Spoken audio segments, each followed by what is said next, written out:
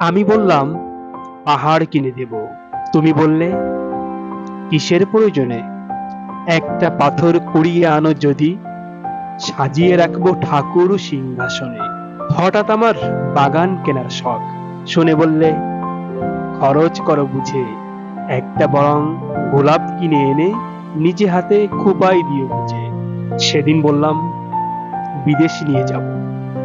হেসে বললে, অর্থ অপচয়, তার চেয়ে চলো দুজন মিলে বসে নদীর পাড়ে দেখবো সূর্যোদয়। জীবন হলো ছোট্ট ডিঙির মতো, কি হবে তার মস্ত বড় পাল। ঝড় জল সব সামাল দিতে গেলে চাই তো মোটে শক্ত দুটো হাত। আমরা হলাম মাটির কাছে জীব, সারা জীবন মাটির মাপেই রই। চাওয়া পাওয়া ছোট্ট হবে যত, জীবন হবে তত্ত্ব মানানসই।